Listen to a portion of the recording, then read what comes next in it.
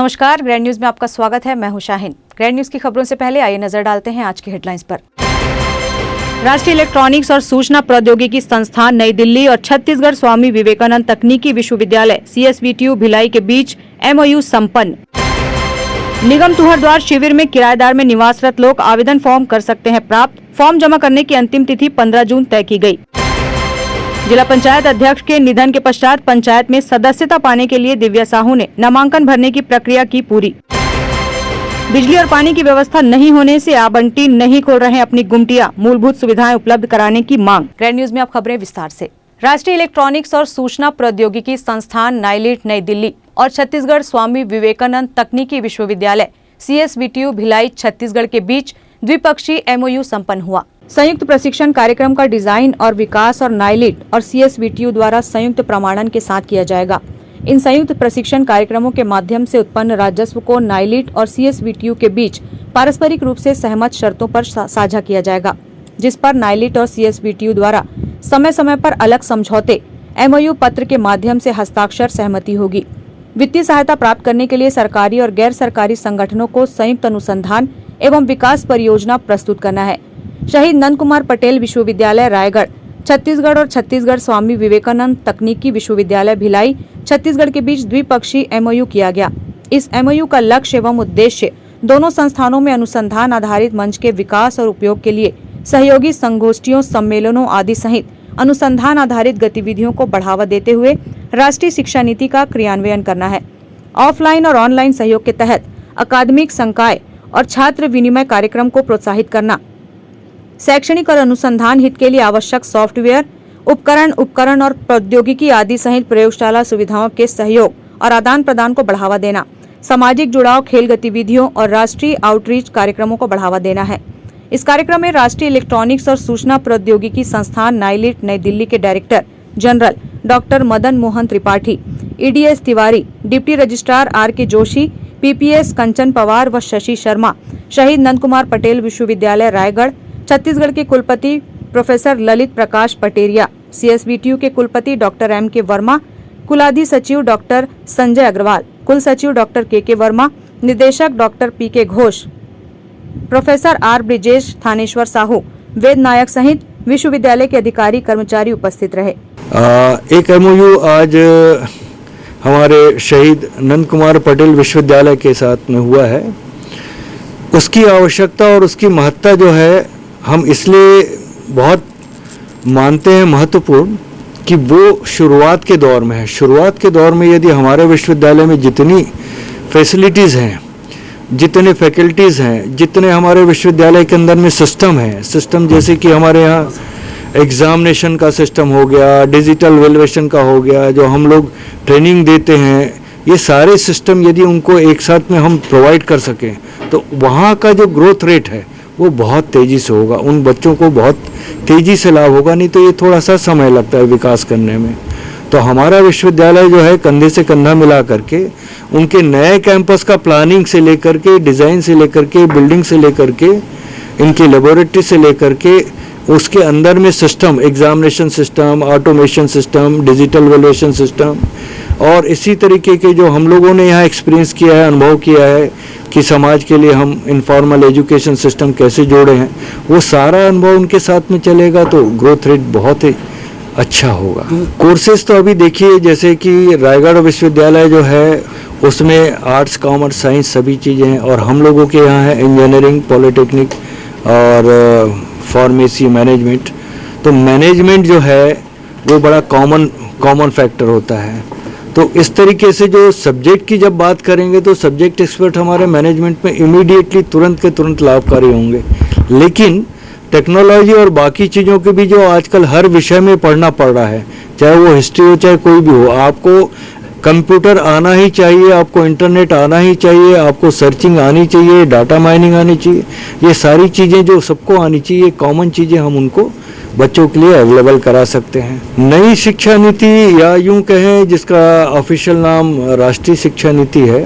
राष्ट्रीय शिक्षा नीति बहुत लंबे समय के विचार के बाद बनाई गई है और उसके पहले 1966 में कोठारी शिक्षा का वो निकला था, 72 में भी निकला, ऐसे बहुत सारी चीज़ों को।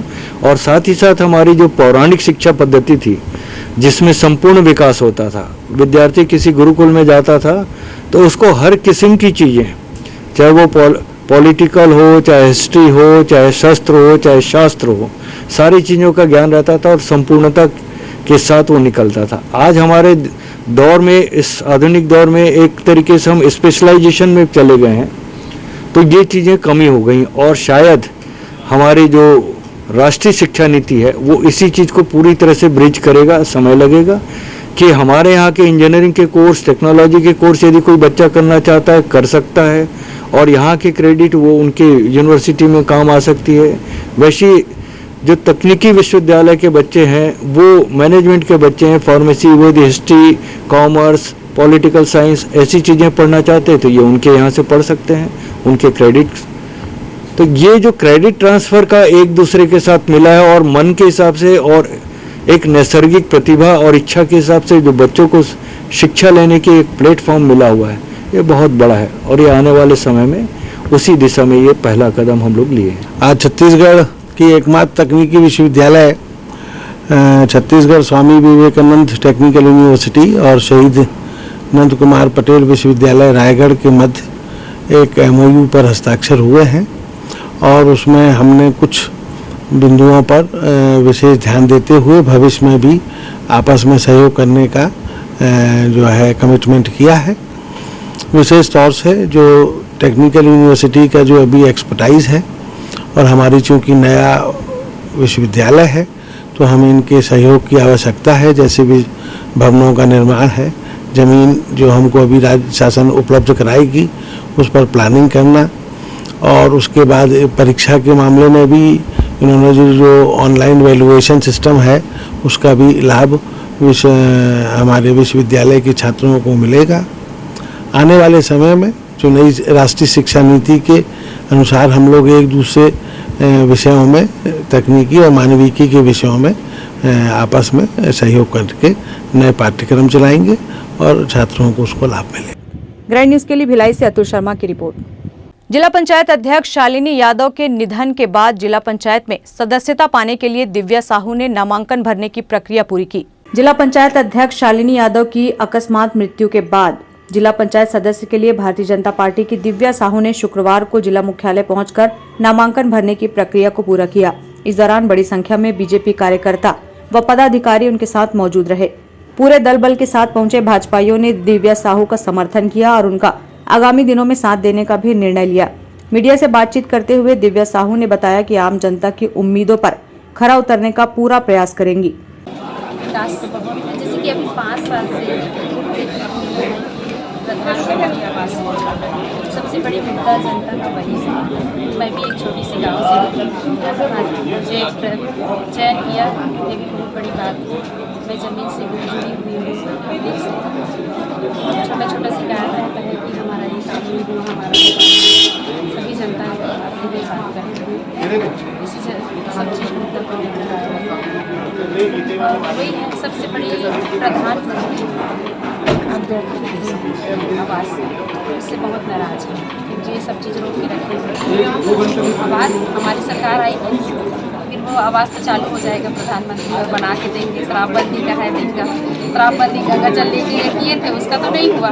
हम लोग तो कर रहे हैं गंगा शराबबंदी। इससे है उम्मीद है तभी आए हैं पार्टी में, है ना। हमारे पार्टी को भी उम्मीद है कि हम जीत के आएंगे इस करके, और जीत के आएंगे ही आएंगे। हमारी छोटी बहन दिव्या साहू भारतीय जनता पार्टी के प्राथमिक सदस्य लेकर के आज मंडल के उपाध्यक्ष है, बहुत ही पार्टी के प्रति समर्पित है। मैं पहले बार देख रहा हूँ कि सारे हमारे प्राथमिक सदस्य लेकर के पूर्व कैबिनेट मंत्री तक के एक ही नाम पे गिरे हुए हैं कि इनके व्यवहार और पार्टी के प्रति समर्पण को लेकर के भारतीय जनता पार्टी ने टिकट दिया है, और हम सब बहन दिव्या साहू को जिताने के लिए प्रतिबद्ध हैं। और मतदाता तो पहले से ही देख रहे हैं, क्योंकि ताम्रध्वज जी का विधानसभा है। ताम्रध्वज जी ने चुनाव के पहले भी वादे किए थे, एक भी वादे को पूरा नहीं कर पाए। दबंगता के साथ में क्षेत्र के लिए लड़ना था तो नहीं लड़ पाए, मंत्री बन के रह गए। तो उसके विरोध का परिणाम जो है भारतीय जनता पार्टी को जीतने में सहायक है। शंकरनगर वार्ड 10 के रहवासियों ने मोहन नगर थाने पहुंचकर वार्ड में हो रहे असामाजिक कृत्य हुड़दंगबाजी के विरुद्ध मोहन नगर टीआई के समक्ष आवेदन दिया। आपको बता दें कि पिछले कुछ दिनों से वार्ड नंबर 10 शंकरनगर में रात होते ही कुछ असामाजिक तत्वों द्वारा वार्ड में नशीली दवा के विक्रय के साथ ही आपराधिक प्रवृत्ति के लोगों द्वारा रास्ते में खड़े होकर घंटों हुड़दंगबाजी की जाती है, जिससे वहां के रहवासियों को काफी दिक्कतों का सामना करना पड़ रहा है। खासकर महिलाएं रात होते ही अपने घरों से निकलने में भय महसूस करती है। वार्ड की इन्हीं सब समस्याओं को लेकर वार्ड नंबर 10 के पार्षद कृष्णा देवांगन ने टीआई के समक्ष आवेदन प्रस्तुत कर हुड़दंगियों के खिलाफ दंडात्मक कार्रवाई की मांग की।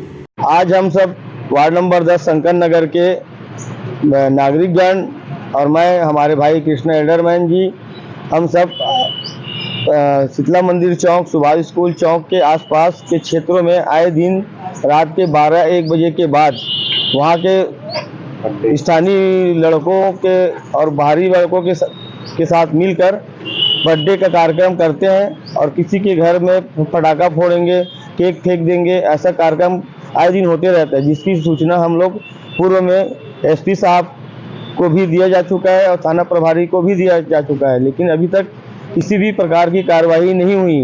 उसके बाद हम कभी 2 दिन पूर्व फिर वही घटना फिर घटी है, उसकी जानकारी हमने मोहन नगर थाना प्रभारी को दिया गया है और हम मांग करते हैं कि जल्द से जल्द वो जो कृत्य कर रहे हैं बच्चों, उनके ऊपर कार्रवाई जल्द से जल्द की जाए। थाना प्रभारी के द्वारा बोला गया है कि जल्द से जल्द उनके ऊपर कार्रवाई की जाएगी और साथ ही शंकर नगर दुर्गा चौक के पास 112 का बीट पॉइंट बनाया जाएगा।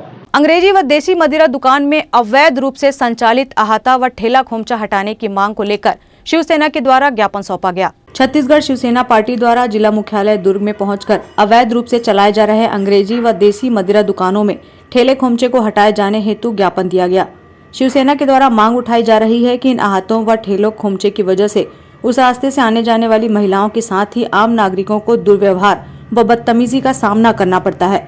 साथ ही झिल्ली व पानी पाउच को खाकर जानवरों की भी मौत हो रही है। इन सब समस्याओं से जनमानस प्रताड़ित है। उक्त ठेलों व खोमचों के द्वारा रास्ते का भी अतिक्रमण किए जाने से रास्ता छोटा होने के कारण आवागमन में भी अत्यधिक असुविधा का सामना आम जनता को करना पड़ रहा है। इन्हीं सब कारणों को लेकर छत्तीसगढ़ शिवसेना पार्टी के द्वारा इन ठेलों व खोमचों को हटाने की आबकारी विभाग से मांग की गई। उनकी मांग पर जल्द कार्रवाई नहीं की गई तो शिवसेना के द्वारा आवश्यक कदम उठाया जाएगा। लोग देसी शराब भट्टी के सामने जो अहाता चल रहा है, जिससे बहुत ज़्यादा महिलाओं को परेशानी दिक्कतें जो होती हैं, वहाँ के लोगों को जो परेशानी हो रही है, उसके अवैध के बाहर में जो मांस मटन जो बेचा जा रहा है, उसके खिलाफ हम लोग ज्ञापन देने के लिए आए हुए थे अशोक जी। अब हमारी तरफ से यह बोला गया कि 10 से 10 दिन के अंदर कम से कम उसमें अपन लोग कार्रवाई की जाएगी। अब 10 से 10 दिन में अगर कार्रवाई नहीं करते तो फिर शिवसेना अच्छा एक्शन लेगी, उग्र आंदोलन करेगी और जिसमें कलेक्टर और आबकारी विभाग दोनों को घेरेगी शिवसेना। आज हम लोगों ने कलेक्टर महोदय और आबकारी विभाग को ज्ञापन सौंपे। हमारा मुद्दा ये था, जो दारू भट्टी, जो देसी मदिरा दुकान और अंग्रेजी मदिरा दुकान के सामने जो हाथा चल रहा है, जो ठेले में चखना पानी पाउच वगैरह बेच रहे हैं, उनका हमारा विरोध था। क्योंकि अगर उनकी प्लास्टिक खा के गाय का तबियत खराब हो रहा है, उनके पेट में गैस बनता है, जिससे उनको बहुत ज्यादा हानिकारक होता है झिल्ली वगैरह खाने से। उसके लिए हम लोगों ने आज आए और ज्ञापन दिया कलेक्टर महोदय और आबकारी विभाग को, जिससे अपने को आश्वासन मिला आबकारी विभाग से कि हम उसमें एक्शन लेंगे। और कई जगह हम लोगों ने नाम भी बताया है, जहाँ जैसे मटन बेचते हैं और सुअर का मटन काट के बेच रहे हैं, ऐसे ऐसे जगहों को हम लोगों ने चिन्हांकित भी करवाया है वहाँ आबकारी विभाग अशोक सिंह के पास। उसके लिए हमको आश्वासन मिला है कि इसमें कार्रवाई होगा, और अगर कार्रवाई नहीं करते हैं तो इस पर उग्र आंदोलन करेगी शिवसेना और इसकी जिम्मेदारी शासन और प्रशासन की रहेगी। वक्त हो चला है एक ब्रेक का, आप देखते रहिए ग्रैंड न्यूज।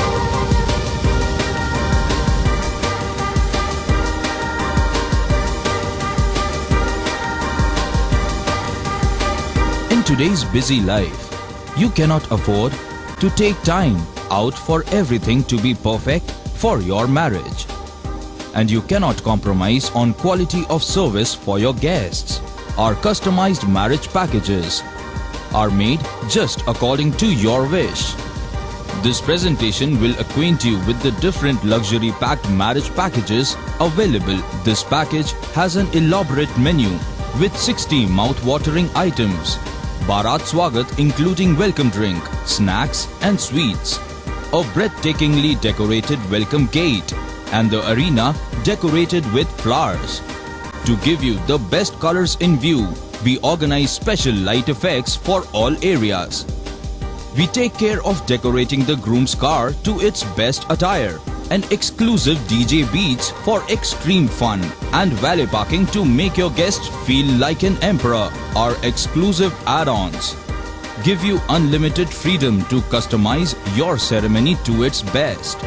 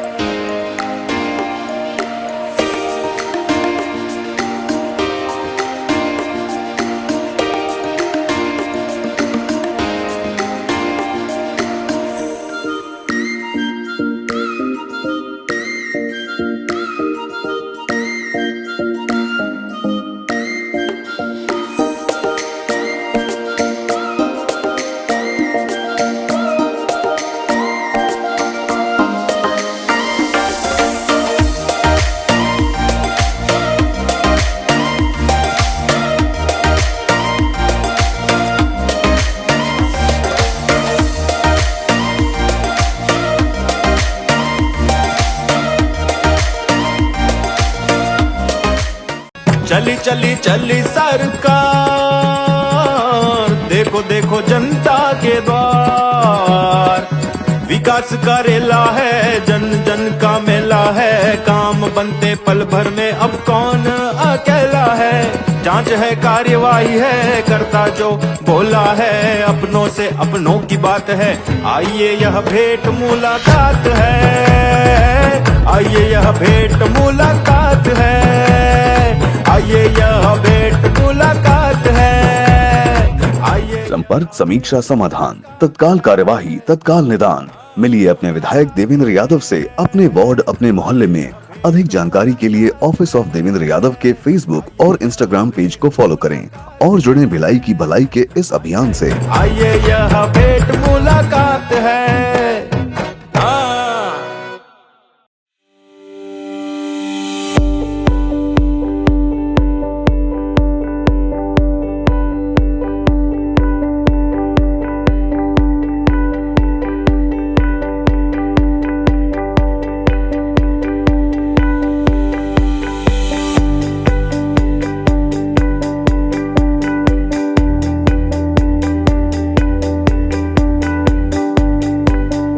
ब्रेक के बाद आपका स्वागत है। गौरव पथ में रखी गई गुमटियों को अब तक आवंटियों ने नहीं खोला है। बिजली और पानी की व्यवस्था अब तक निगम प्रशासन द्वारा यहां नहीं उपलब्ध कराई गई है।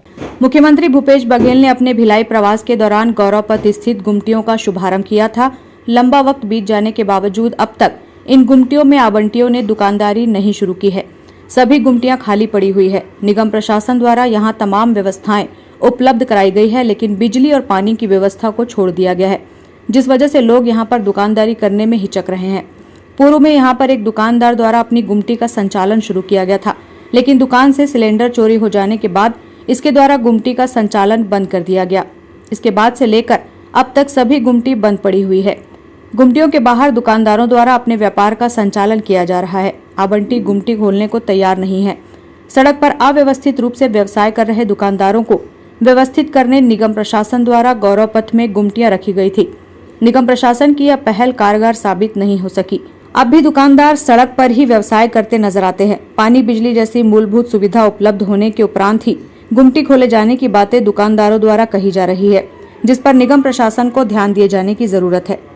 ग्रैंड न्यूज के लिए भिलाई से संजय दुबे की रिपोर्ट। नगर निगम मुख्यालय के समीप सड़क निर्माण कार्य अंतिम चरण में है। अंदरूनी क्षेत्र में सड़क निर्माण किए जाने से इसका लाभ चंद लोगों को ही मिलेगा। नगर निगम मुख्यालय से लगकर सीसी रोड का निर्माण कार्य कराया जा रहा है। अंदरूनी क्षेत्र में सड़क निर्माण किए जाने की वजह से इसका लाभ चंद लोगों को ही मिलेगा। इस क्षेत्र में सामान्यतः आवाजाही बेहद कम रहती है। सर्विस रोड से लगकर सड़क निर्माण कार्य किए जाने की वजह से यह सड़क निर्माण कार्य औचित्यहीन साबित हो रहा है। क्षेत्र में सड़क निर्माण कार्य को क्यों शुरू कराया गया, यह समझ से परे है। सड़क निर्माण कार्य में भी गुणवत्ता का ध्यान नहीं रखा जा रहा है। निगम अधिकारियों द्वारा पर्याप्त मॉनिटरिंग नहीं की जा रही है।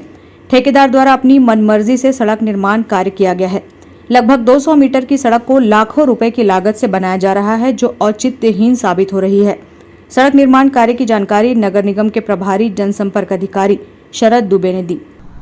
काफ़ी दिनों से सीसी रोड की मांग थी वहाँ पे, और उसमें सीसी रोड का निर्माण 220 मीटर लंबाई में और 7.5 मीटर चौड़ाई में किया जा रहा है, जिसकी लागत 24,80,000 का उसमें खर्च है। आप निगम में घुसे होंगे तो देखे होंगे कि वो निर्माण कार्य शुरू हो गया है। पहले उसको प्रारंभिक जो प्रक्रिया होती है उसको पूरा करके मसाला वसाला का मिक्सर डालने का काम प्रारंभ हो गया, बहुत जल्दी वो दिख जाएगा। गौरतलब है कि नगर निगम प्रशासन द्वारा विभिन्न क्षेत्रों में सड़क निर्माण कार्य कराया जा रहा है, जिसका लाभ भी लोगों को मिलने लगा है। लेकिन यह सड़क निर्माण कार्य किन कारणों से किया जा रहा है, ये समझ से परे है, क्योंकि इस ओर लोगों की आवाजाही बेहद कम रहती है। फिर भी सड़क निर्माण कार्य किया जाना संदेह को जन्म देता है। ग्रैंड न्यूज के लिए भिलाई से संजय दुबे की रिपोर्ट। निगम तुहरद्वार शिविर में किराएदार बेघर परिवार आवास के लिए आवेदन फॉर्म जमा कर सकते हैं। निगम के मुख्य कार्यालय ने आवेदन फॉर्म विक्रय करने बंद कर दिए हैं। निगम तुहरद्वार गोट के शिविर में किराएदार बेघर परिवार आवास के लिए आवेदन फॉर्म जमा कर सकते हैं।